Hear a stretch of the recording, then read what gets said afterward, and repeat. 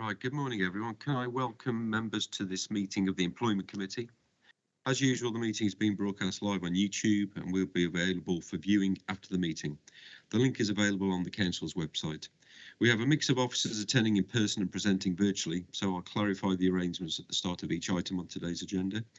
Can I please ask that all members and officers have their microphones on mute until they wish to or are invited to speak, and that officers show their video camera only when presenting reports.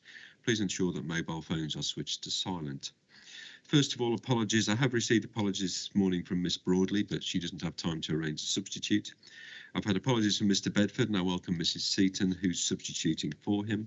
I also have apologies from Mr. Harrison Rushton and welcome Mr. Pendleton, who's substituting for him today. So welcome to this meeting of the Employment Committee. Moving to the agenda, item 1, firstly we need to confirm the minutes of the meeting held on the 2nd of December 2021. They're pages 3 to 6 in your agenda pack.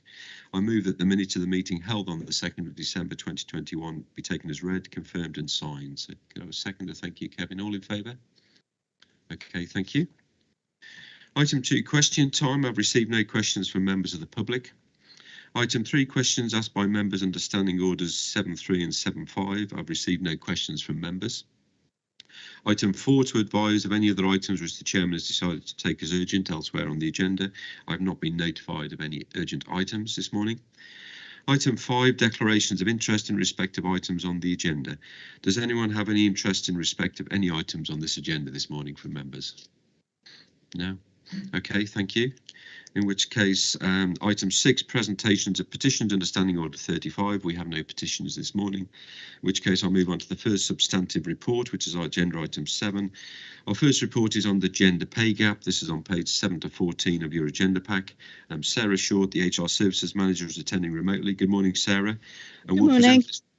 We'll present this report. So over to yourself, Sarah. Thank you. Thank you very much, Chair. As you've just said, I'm Sarah Short and I am the HR Service Manager in People Services. This is, I think, the 5th time we've brought this report to the committee, and it is to provide the committee with the results of the gender pay gap prior to publishing on the gov.uk website.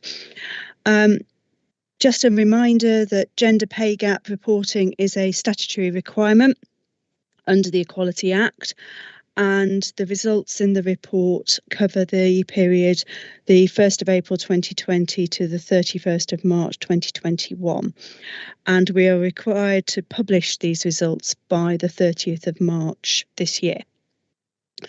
The results demonstrate that for Leicestershire, the mean gender pay gap has remained the same as at March 2020, but the median gender pay gap has dropped by 2% to 6%. Point in time of writing the report, there was only a snapshot of local authorities that had already put their data on gov.uk. Hence the selection of authorities in the report. That information suggests that our figures are broadly comparable with other authorities, although in some cases slightly lower than the selection that we found to present to you today. Interestingly, though, to note, Leicester City Council is reporting a positive gender pay gap in favour of female employees. How we are addressing some of these issues, we are continuing to, as a county council, to support women in the workforce in a number of different ways. Our Springboard and Spring Forward programmes to encourage women into more senior positions and management positions in particular continue to be popular and well subscribed, and the current programme, as you'll see from the report, is underway at the moment. And also to note to the committee that in December 2021, Leicestershire became the first county council to be accredited as a menopause-friendly employer. So we hope that the initiatives that we are taking will continue to diminish the gap with the gender pay gap between women and men as we move forward in the future. I'm happy to take any questions on the content of the report. Okay, thank you, Sarah. I mean, there was a typo on 14. It says in December 2022, and I took it as 2021. Yes. Yeah. So yeah, sorry about that, not bringing it before. It's interesting with Leicester City as to whether they have a higher proportion of females employees, because obviously if you look at the table 1 on page 10, clearly shows that obviously we have that higher number of females in the various grades against males. But I just wonder whether Leicester have a higher proportion. But do you have access to that data from a comparative point of view? I haven't spoken to colleagues at Leicester City, but it is something that we could do and see if we can find out what it is at Leicester City that has made their figures the way they are.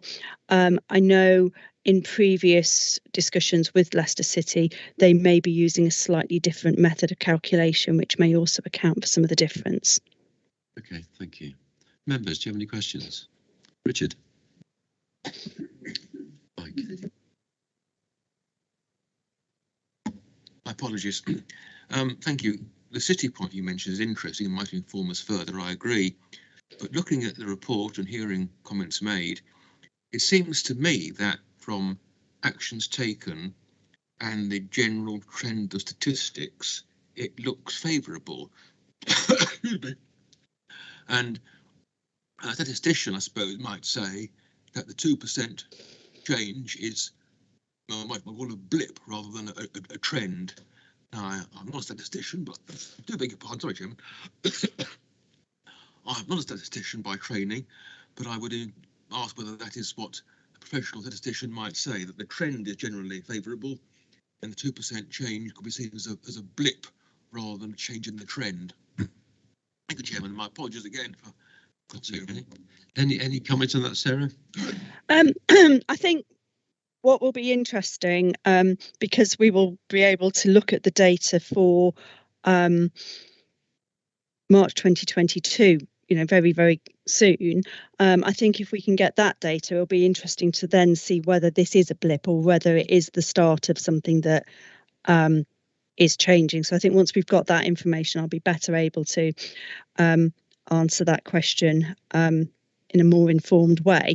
However, what I would also say, and it has been part of my thinking on this, the period of reporting covers the first part of the pandemic, and whether that has in some way, shape or form changed the profile. It's something that I think, again, once we've got this year's data, we'll be able to look in a bit more detail to see what that actually means. But it does seem to be grade 6 to 8 where we have had an increase in the number of women, particularly in the workforce at that level, that has changed that median figure. Can I thank Sarah and say that's helpful information, and whether it's a blip or a trend is clearly an important thing to establish. Thank you very much. Thank you, Richard. Barry?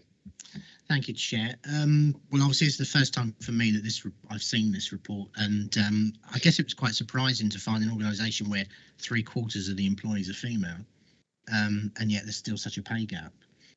You see, in most organisations, predominantly, if you've got a female workforce, you'd expect that to reflect in the higher grades.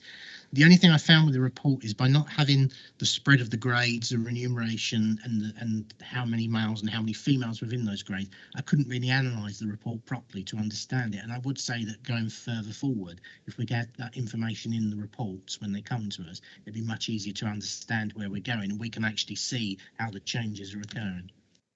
Thank you, Chair. Thank you, Barry.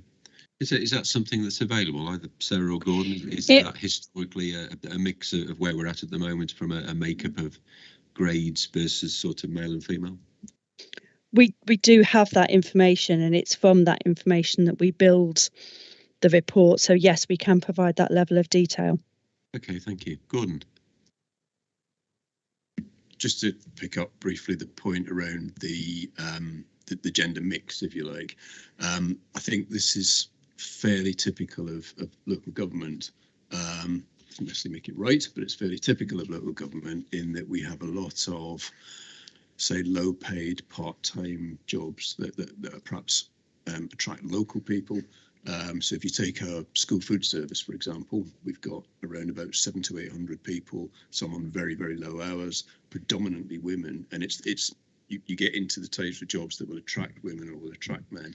Doesn't mean we shouldn't do something about that and try and reverse it, but it's a fairly typical split, as in my experience anyway. Okay, thank you. Any other comments from members? No. Okay, I mean, we're asked to note the content of the report and support publication of the gender pay gap by 30th of March 2022. I mean, to me, it's good to see that we're addressing the issues as raised in the report. And does everyone agree that we note the report? Okay, thank you. Thank you, Sarah. Thank you. Next item on our agenda is becoming an anti-racist organisation. This is on pages 15 to 20 of your agenda pack. I'll now formally welcome Gordon McFarlane, who's the Assistant Director for Corporate Service, who's here to present the report. I think a comment I heard over the last couple of weeks is I always thought we were an anti-racist organisation. That's something that we do, and that's something that part of our sort of certainly training as members is we're brought up in that sort of belief. So, but look forward to hearing the report, and I'll hand over to Gordon. Thank you. Okay, thank you. I'll take you briefly through the report, perhaps just to maybe just answer that, or not answer, but make an observation around that very first point, Chair. I suspect the difference is we're not a racist organisation, but are we an anti-racist organisation? And we'll explore what anti-racist means in terms of being more proactive rather than perhaps reactive or passive. But yeah, there is a difference, but absolutely understand the comment. This is a report that's on its way to Cabinet and then full council, because I think it's important enough for us to seek full council's endorsement for us to become an anti-racist organisation. There's a bit of a background to it, in that and you can see the policy framework in that we have a 4-year equality strategy. Our people strategy has a diversity and inclusion aspect to it, so there's very much something around our internal staff. But when we're talking about becoming an anti-racist organisation, we're talking not just about internal staffing, but also service delivery and community impact as well. So it's probably three-pronged, if you like. Just worth bearing that in mind. So although we brought it to Employment Committee, and I would talk about the staffing side of it in my background, there is more to it than that. So we've recently signed the Race at Work Charter, which commits us to a number of actions around race equality, and it's one of a number of sorry, I'm now coughing through my presentation, a number of charters and standards that are around, and we felt this one was appropriate for us. Contextually, obviously, in 2020, we had, a kind of a real focus on what was happening around Black Lives Matter, with what had happened in the States, and then we've had some really interesting conversations around Black Lives Matter and where we stand as an organisation, and our commitment to equality broadly, not just around our BAME colleagues.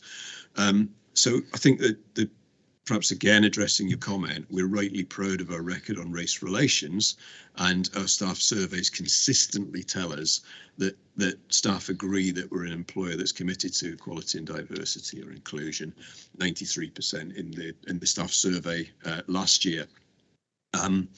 But you need to look below that, and we've been talking to our BAME workers group for quite a while, and there was some concern that BAME colleagues weren't getting opportunities for development or progression, or the perception that they weren't getting opportunities for development and progression, or that there were glass ceilings, if you like, in the same way as other staff were.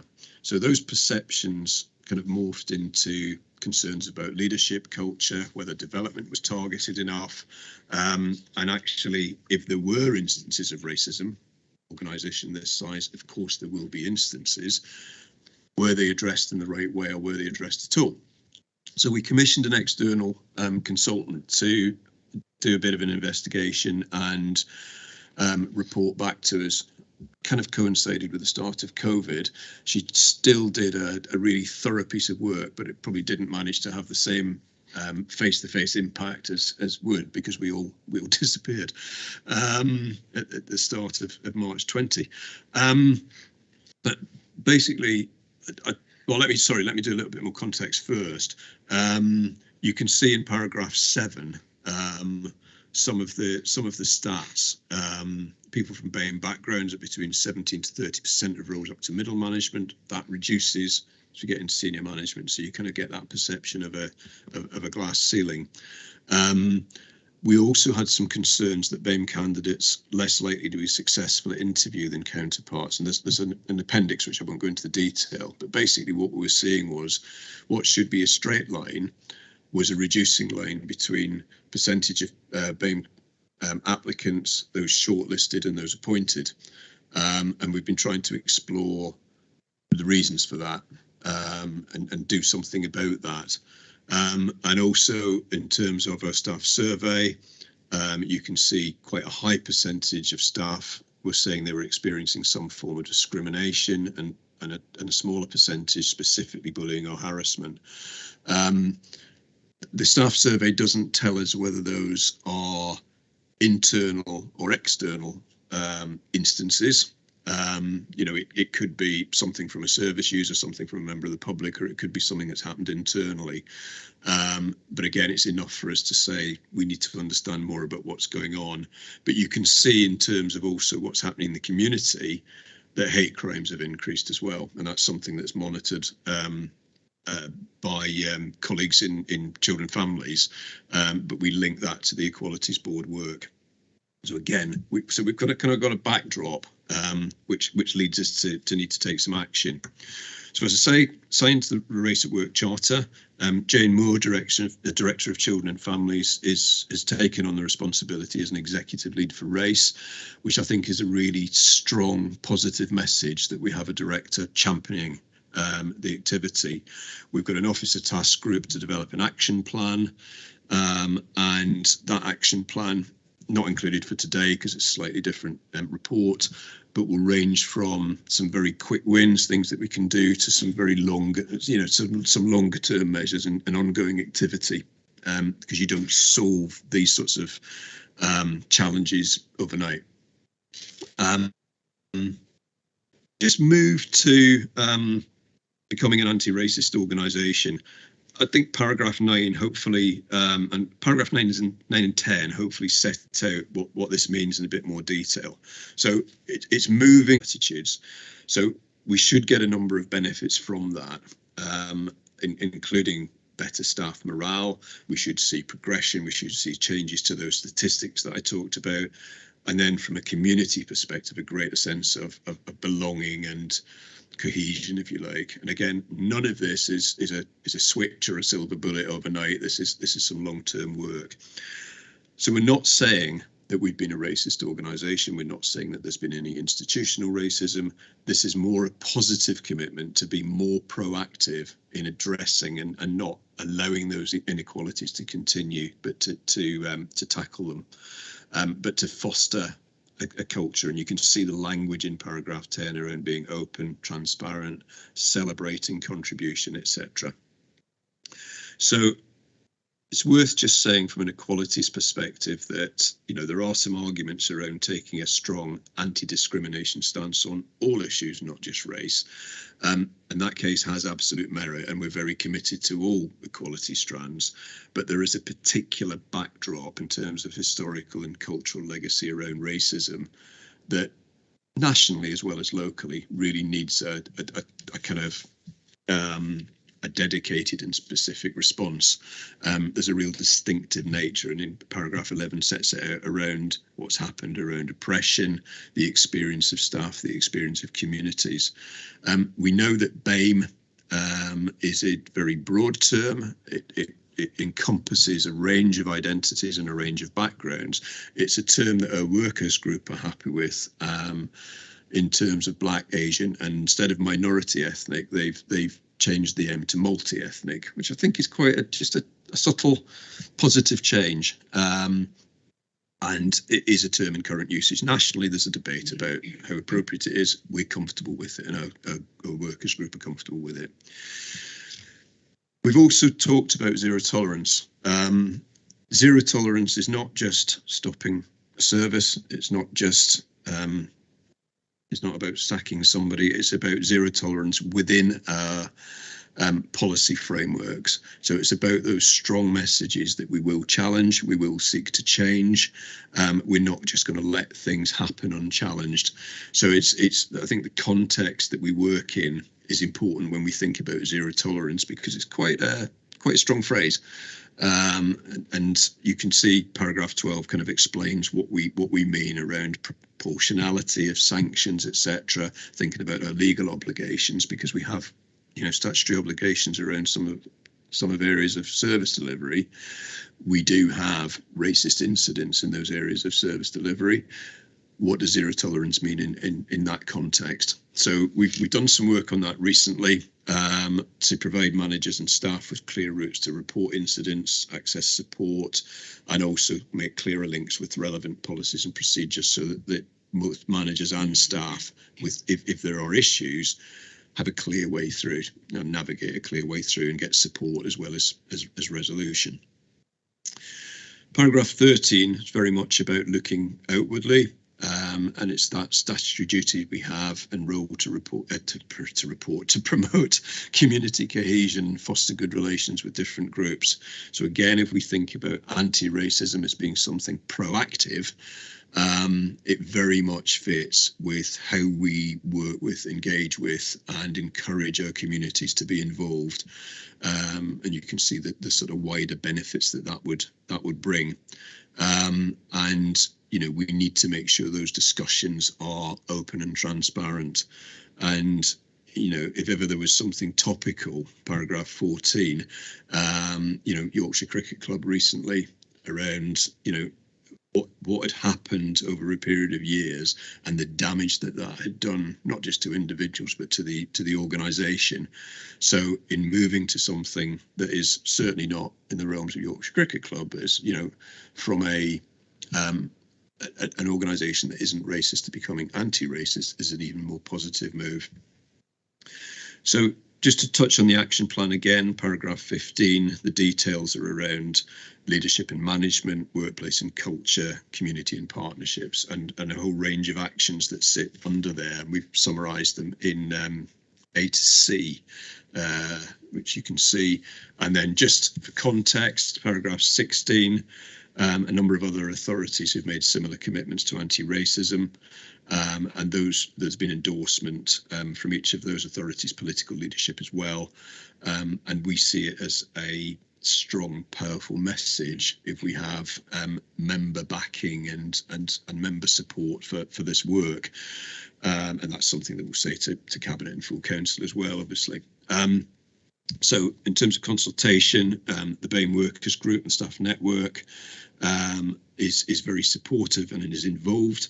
And we will also talk to the Leicestershire Equalities Challenge Group, which is a kind of independent body that we work with, representatives from Leicestershire's communities, and they provide some very, you know, supportive and critical challenge of what we do. So the recommendation is to approve this proposal, and for us to then take through Cabinet and County Council on the 23rd of February. Okay, thank you. Okay, thanks, Gordon. That's an interesting report. I mean, to me, the commitment, your first stage, leadership and management, I think with Jane Moore in place, certainly Nick as leader and Deborah as deputy leader of the council and the cabinet team, and I think all members are committed to this. So, but it may well be that obviously members need that training as well. Just to say, I mean, zero tolerance. I think that it's good to see that in there, and I think as well as sort of colleagues and how we operate as a council, we just need to make sure that members are also sort of aware on that. Certainly we get situations put in front of us and we always have to sometimes hold back and you know, make sure that it's worded correctly or it's dealt with correctly. So that's really good. So, but certainly I think Jane's commitment on the management side is sort of leading this, and obviously that tie-in again with Deborah on the children and young people's, that works really well. So that's important. So members, any questions or comments? Richard. Thank you, Chairman. My first point is I hope we will always take firm action against discrimination in any form it shows itself. That to me is a fundamental. I can understand why people might first think, well, we are anti-racist, aren't we? But my conclusion from reading the report and listening to Gordon's comments is that this actually will make us an even more cohesive organisation and an even stronger organisation than we already are. A key word that keeps coming up is perception, and it's to me obvious that there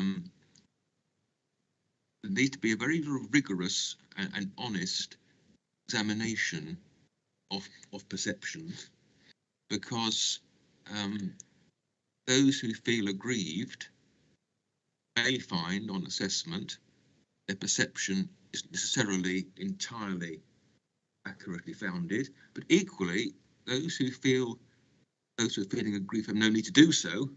They also need to have their perceptions carefully assessed, and they have to recognise that actually no, that isn't the case. And I think for any of us, having our perceptions, which we view as our correct views and absolute fact, challenged, can be very difficult.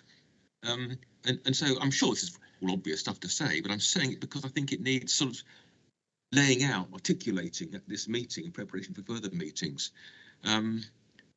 Some officers I know will handle this with that sensitivity, but it's an important step and I support it. And all of us may well find at various times in our lives having what we think is absolute fact actually assessed and challenged.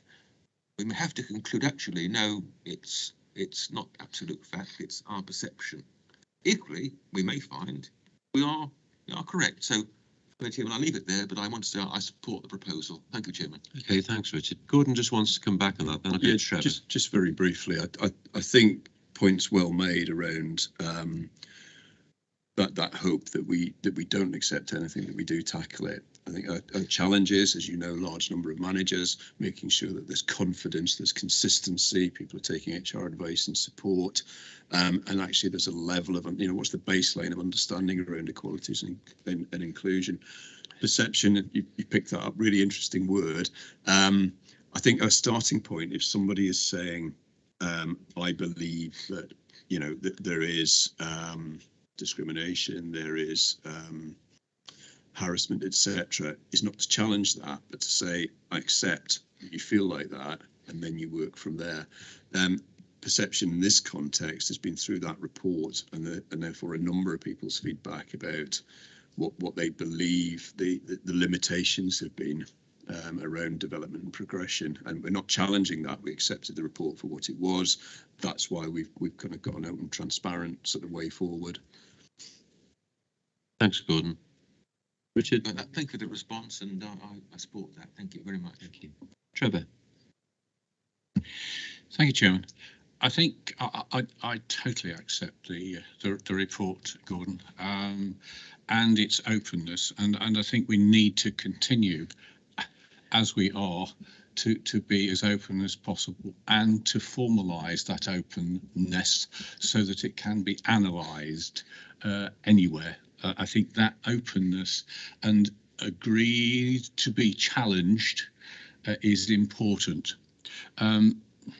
More so, I think also, Chairman, because in the long run, when it comes to any disciplinary panels, that openness and agreement to challenge is vitally important to table, and to be sure that we understand that grievance processes have been gone through.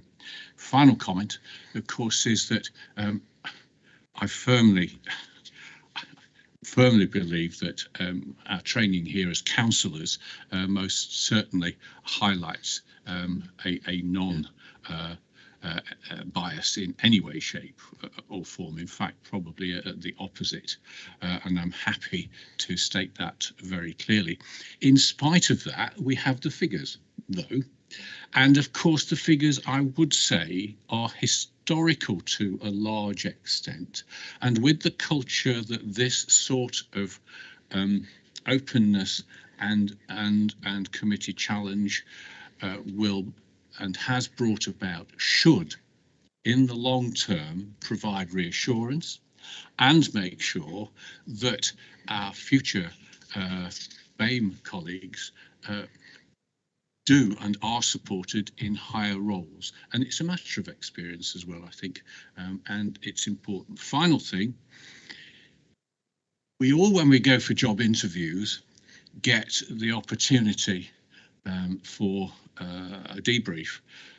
Hurtful though I can say often they are, I would say it's vitally important for us all to go and take it between the eyes on a debrief if we don't get the job, and then to actually reflect calmly on that and see where we go from there. That might accommodate the 7% in the survey in your report, which said, do you know what? No, we're not happy, and they won't be happy. But there are other ways of making sure support is given, and that's important. And the final thing is, in terms of the new structures which Gordon is going to bring about, which headed with Jane and he himself, just so long as they, in terms of equality across the whole of our workforce is concerned, reflect that all the workforce is subject to that inequality. That brings about a final understanding, and I think the tolerance that we all are craving for. Thank you, Chairman. Okay, interesting comments. Yeah, thanks, Trevor. No other comments from members? No, thank you. Sorry, Richard. Saying I fully agree with Trevor, and I think it's important to me just to reiterate that those who feel aggrieved, and equally those who feel they have no need to feel aggrieved because they know someone thinks, why are you feeling aggrieved? Both need to have their perceptions challenged and examined and be willing to listen and reflect. And as Trevor says, the debrief point is really important. So again, I say I really welcome the report. Thank you, Chairman. Thank you, Richard. We're asked to approve the proposal to become an anti-racist organisation for submission to the County Council meeting to be held on the 23rd of February, and also subject to the views of the Cabinet that takes place next week. So does everyone agree, and do we support? Yeah, that's carried. Thank you. Item 9 on the agenda is an update on pay, and again Gordon's with us and he's going to provide us with a verbal update. So Gordon. Yeah, apologies, this is a verbal update, but actually I'm quite glad we stuck to that because we got a bulletin yesterday from the national employers just giving us the latest position. So I'll pick out some, I was going to say highlights, possibly lowlights from the bulletin. We're now 6 months after the employer's full and final offer was made. The risk now is that because we haven't got an agreed settlement, and I'll explain a bit about why, we may not be able to implement in this financial year. There could be some HMRC, some tax issues for people in getting this year's back pay next year, and also it's not even before the increased national insurance contributions come in. So there's a kind of a low pay impact, if you like, on people. So what happened was, after the final offer was made in July, which was the lowest point in the scale, 2.75%, and everybody else on NJC, which is our grades 2 to 17, 1.75%. And a number of non-paid commitments as well around term time only working, home working policies, mental health support, and maternity and paternity leave, which is fairly standard things that usually get thrown in as part of the proposals. But each of the three main trade unions, Unison, Unite and JMB, decided to ballot for industrial action. So far, we've only had Unison's outcome, and whilst the majority of those that voted for industrial action. They didn't have 50% of their members voting. So there's a threshold they need to meet. So therefore they haven't got a mandate for industrial action. GMB, as we understand it, still haven't proceeded to a formal strike ballot. And Unite is still conducting its ballot. So therefore you can see this just going on. Then the national employers are starting to talk about some of the challenges that we need to think about, notwithstanding where we got to this year. So trade unions won't consult on next year's pay deal until at least March, won't consult their members, so they won't table something until at least April. And what the national employers need to do is to then do a bit of a round robin around employers and have some regional briefings to take soundings about affordability, issues that they should address in those negotiations, etc. We also have increases to the national living wage, and we need to do some adjustments to the bottom of our scale.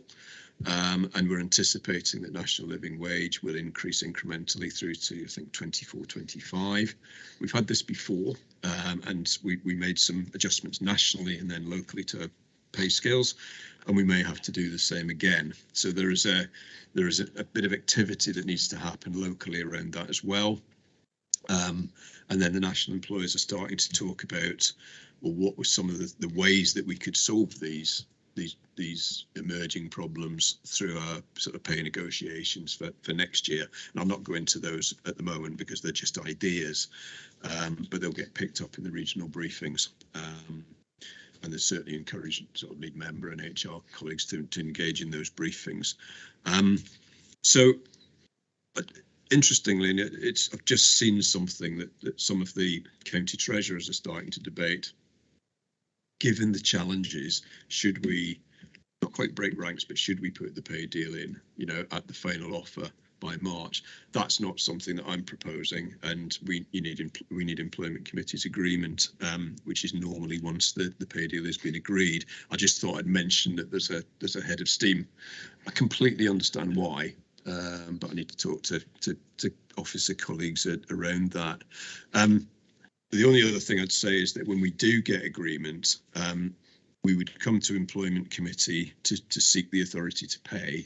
And if employment committee doesn't fall within the timescales, and we need to do this as quickly as possible, we would seek agreement outside employment committee from the chief exec, chair of employment committee, and the spokes of the other two parties. So that's the normal way that we've done it in the past.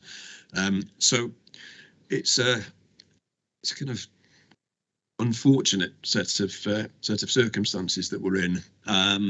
Timescales are difficult, and the other things that are happening around national living wage, NI increases as well, make it even more difficult for people. So probably can't really say any more, but just it was quite timely getting this. So I'll give you a more thorough update.